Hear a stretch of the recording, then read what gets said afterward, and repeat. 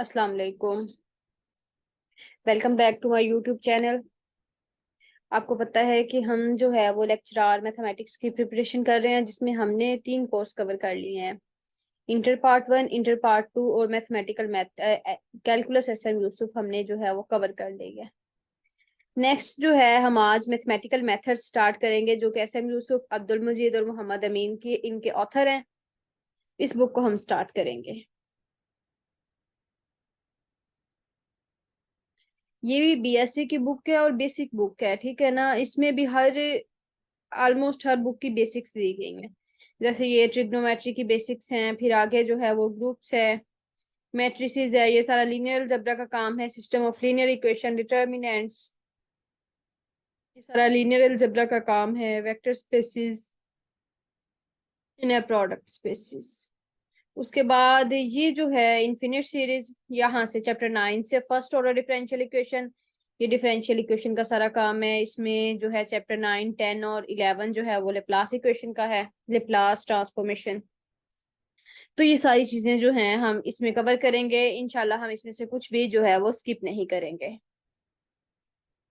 Chapter 1 है हमारे पास trigonometry. इसमें सबसे पहले है हमारे पास कम्प्लेक्स नंबर्स।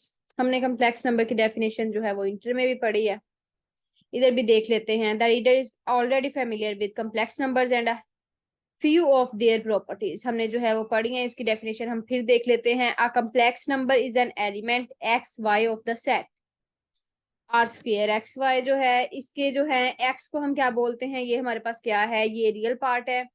वाई को हम बोलते हैं, ये हमारे पास क्या है, ये इमेजिनरी पार्ट है। तो इसमें जो है वो एडिशन और मल्टीप्लिकेशन होल्ड करेंगे। एडिशन का रूल ये है कि रियल पार्ट को रियल में ऐड करते हैं और कम्प्लेक्स पार्ट को कम्प्लेक्स में ऐड करते हैं। उसके बाद जब मल्टीप्लाई करते हैं तो जैसे सिंपल हम मल्टीप्लाई करते हैं, पहले x1 को लिया, इधर से दूसरे ऑर्डर पेयर से पूरा मल्टीप्लाई कर दिया, फिर इधर से y1 को लिया और पूरे दूसरे ऑर्डर पेयर के साथ मल्टीप्लाई कर दिया। जो रियल पार्ट बना उसको अलग कर दिया, जो कम्प्लेक्स पार्ट बना उसको अलग कर दिया। तो ये हमारे पास क्या है, यही है हमारे पास एडिशन और मल्टीप्लिकेशन। ये दो रूल्स हैं कम्प्लेक्स नंबर्स के। इक्वालिटी ऑफ कम्प्लेक्स नंबर, दो कम्प्लेक्स नंबर हमारे पास कब इक्वल होंगे, दो कम्प्लेक्स नंबर हमारे पास तब इक्वल होते हैं जब उनका रियल पार्ट रियल के बराबर आ जाए, इमेजिनरी पार्ट इमेजिनरी पार्ट के बराबर आ जाए।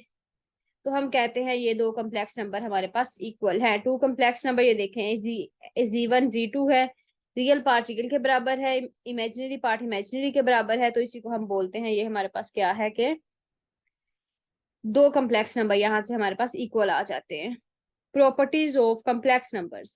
Some important consequences of the definition of addition and multiplication of complex number are as follows. Properties of addition. उन्होंने कहा है अगर हम एडिशन के लिहाज से इसके एग्जाम्स देखें तो वो कौन कौन से हैं। तो ये एसोसिएटिव लॉ को विद रिस्पेक्ट टू एडिशन जो है वो सेटिस्फाई करता है, ठीक है। एसोसिएटिव लॉ को विद रिस्पेक्ट टू एडिशन इसको जो है वो सेटिस्फाई करता है। पहले 3 नंबर्स को जिस मर्जी तरतीब से ऐड कर लें, उसकी एडिशन पे कोई फर्क नहीं पड़ेगा, ठीक है। उसके बाद अगर हम देखें, ये सेम ऐसे जो है ये एसोसिएटिव लॉ इन आर है, वो भी यूज इसमें होता है जब भी हम एसोसिएटिव लॉ को विद रिस्पेक्ट टू एडिशन जो है वो कम्प्लेक्स नंबर में प्रूव करते हैं।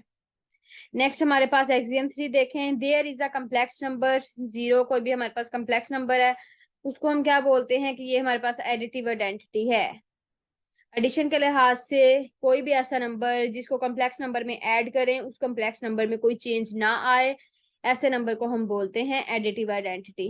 तो इधर से देखें कि हमारे पास जो ये 0 0 है, ये हमारे पास क्या है, कम्प्लेक्स नंबर्स की एडिटिव आइडेंटिटी है। एक्सियम 4 में देखें,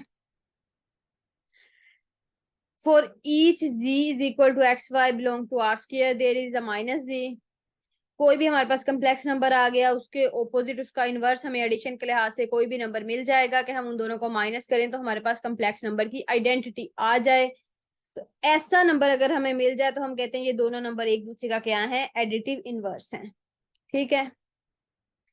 एक नंबर लिया कम्प्लेक्स नंबर, उसके ऑपोजिट कोई ऐसा नंबर लिया जिसको हमने जो कम्प्लेक्स नंबर लिया है उसमें ऐड करने से कम्प्लेक्स आइडेंटिटी आ जाए, कम्प्लेक्स एडिटिव आइडेंटिटी आ जाए, तो उसको हम बोलते हैं ये हमारे पास एडिटिव इनवर्स है। ठीक है। नेक्स्ट हमारे पास एक्सियम 5 में है कम्यूटेटिव लॉ ऑफ एडिशन। दो नंबर्स को ऐड किया, ऑर्डर मैटर नहीं करता। ठीक है। पहले नंबर को दूसरे में ऐड किया, दूसरे को पहले में ऐड किया, इससे कोई फर्क नहीं पड़ता। कम्यूटेटिव लॉ इन आर, इसी को यूज करते हुए हम commutative law of addition in complex number को प्रूव करते हैं। ये थे 5 एक्सियम हमारे पास कम्प्लेक्स नंबर्स के, उसके एडिशन के। ठीक है ना।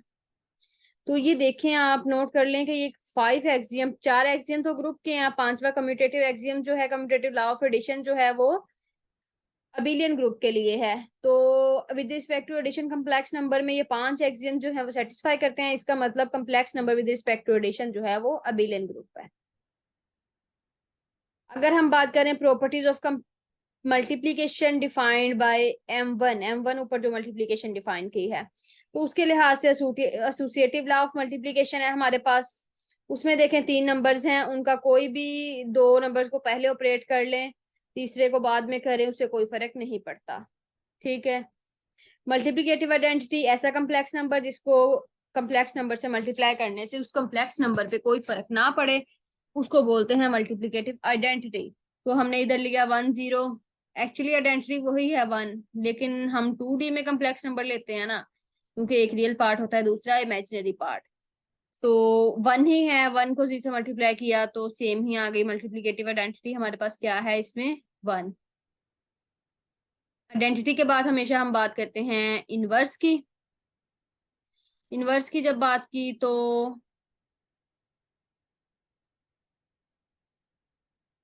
मुझे लगता है इधर जो है वो, अच्छा ये है, ये इन्होंने आइडेंटिटी फाइंड की है multiplicative inverse. For each non zero, कोई भी हमने कम्प्लेक्स नंबर लिया, ठीक है ना, उसका हमने फाइंड करना है मल्टीप्लिकेटिव इनवर्स। तो मल्टीप्लिकेटिव इनवर्स फाइंड करने के लिए हम क्या करते हैं, हम उसको जो है वो रैशनलाइज करना पड़ता है, उसकी डिफरेंट चीजें करनी पड़ती हैं। तो हमारे पास किसी भी कम्प्लेक्स नंबर का, सिंपल कम्प्लेक्स नंबर का मल्टीप्लिकेटिव इनवर्स इस तरह आता है। ठीक है ना। इसको चेक करते हैं, इसे वेरीफाई करते हैं ये इसका इनवर्स है कि नहीं। इन दोनों को मल्टीप्लाई किया, अगर आइडेंटिटी आ गई तो ये दोनों एक दूसरे के मल्टीप्लिकेटिव इनवर्स हैं। इनको मल्टीप्लाई किया, इनको सोल्व किया तो ये हमारे पास बन गई। इसका मतलब ये दोनों नंबर्स आपस में क्या हैं, मल्टीप्लिकेटिव इनवर्स हैं। कम्प्लेक्स नंबर का मल्टीप्लिकेटिव इनवर्स आपको आना चाहिए, ये है कम्प्लेक्स नंबर का मल्टीप्लिकेटिव इनवर्स। ठीक है।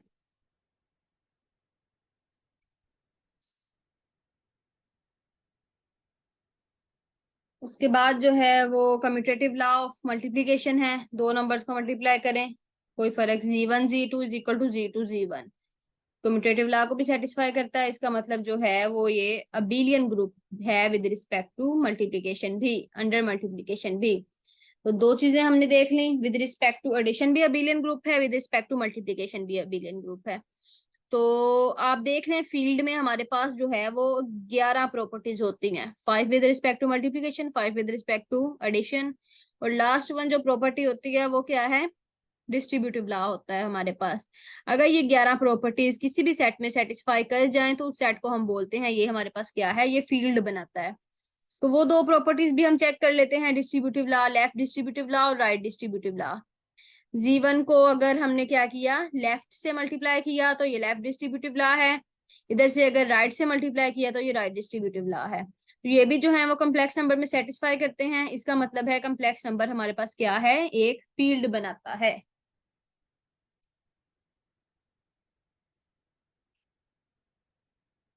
तो ये देखें, अब रिमार्क्स में उन्होंने क्या लिखा है, नंबर 1, इसको जो है उन्होंने कहा Z1 + - Z2, जो हम एडिटिव इनवर्स लेते हैं उसको हम सिंपल ऐसे भी लिख सकते हैं। ठीक है। अगर मल्टीप्लाई के लिहाज से लिखें तो मल्टीप्लाई के लिहाज से ऐसे लिखते हैं, Z1 Z2 का इनवर्स, या फिर Z1/Z2, इस तरह भी लिख सकते हैं। तो उसके बाद नंबर 2 में देखें, कम्प्लेक्स नंबर 0 1 है। तो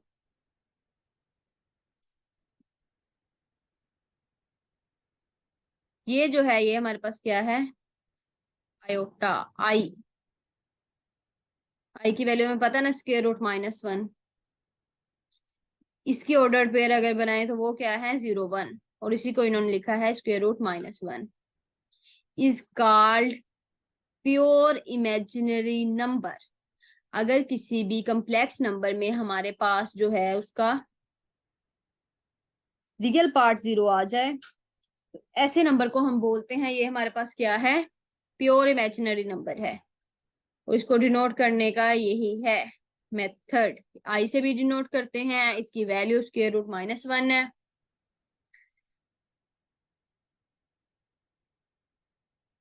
उसके बाद देखें स्केलर मल्टीप्लीकेशन। स्केलर मल्टीप्लीकेशन का मतलब है कि कम्प्लेक्स नंबर नहीं, किसी भी स्केलर, किसी भी रियल नंबर से मल्टीप्लाई किया तो सिंपल जो मल्टीप्लाई वो अलग अलग अंदर नंबर हो जाएगा।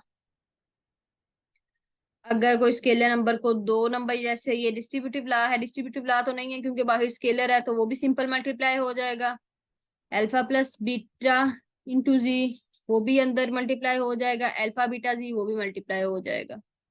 ये प्रॉपर्टीज जो है ये वेक्टर स्पेसेस की हैं, ये भी हम आगे चैप्टर में पढ़ेंगे, ठीक है। और 1 जो है वो इसकी मल्टीप्लिकेटिव आइडेंटिटी है। Algebraic form of a complex number, इसमें देखें जी हमने लिया, उसको हम क्या लिख सकते हैं, एक्स वाई ऑर्डर पेयर है। अगर हम अलजेब्रा की फॉर्म में लिखे तो हम क्या लिखते हैं, एक्स प्लस आयोटा वाई, यही लिखते हैं ना। एक्स रियल पार्ट है, वाई इमेजिनरी पार्ट है, क्योंकि वाई के साथ हमारे पास आयोटा मल्टीप्लाई हो रहा है। So every complex number z can be written as X plus iota Y, order pair की फॉर्म में भी लिख सकते हैं और अलजेब्रिक फॉर्म में भी लिख सकते हैं। इसका कन्वर्स भी उन्होंने कहा जो है वो कर सकते हैं कि अगर ऑर्डर्ड पेयर में गिवन हो तो हम अलजेब्राइक फॉर्म में लिख सकते हैं, और अगर अलजेब्राइक फॉर्म में गिवन हो तो हम कम्प्लेक्स उसको ऑर्डर पेयर फॉर्म में लिख सकते हैं। The expression g is equal to x plus iota y, x y belong to R is called algebraic और कार्टेशियन फॉर्म ऑफ g। अगर हम प्लस की फॉर्म में लिख देते हैं तो इसको हम बोलते हैं अलजेब्राइक फॉर्म है, और ये या फिर हमारे पास कार्टेशियन फॉर्म है। x हमारे पास रियल पार्ट होता है हमें पता है, y हमारे पास इमेजिनरी पार्ट होता है।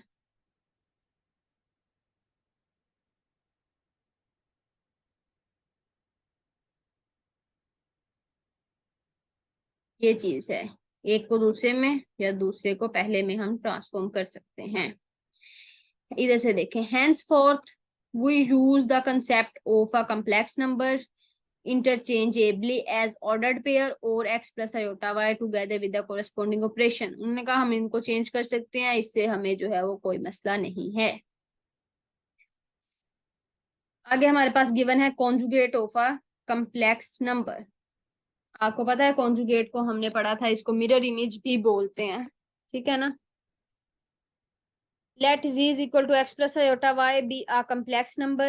The complex number z bar, हम क्या करते हैं कि इमेजिनरी नंबर का जो साइन होता है उसको चेंज कर देते हैं, उसको हम बोलते हैं conjugate of a complex number.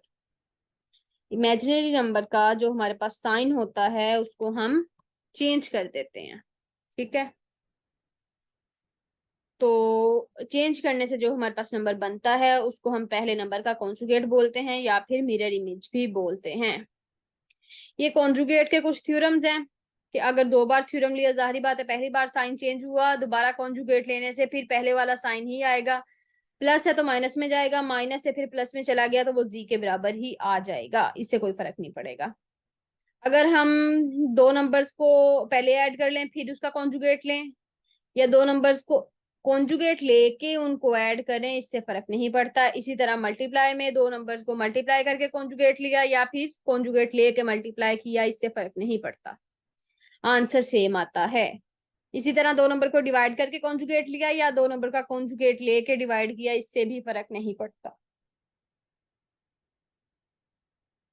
ये इसके प्रूफ्स हैं, प्रूफ करने की हमें जरूरत नहीं है, जस्ट हमने जो है वो क्या करना है, रिजल्ट नोट करने हैं।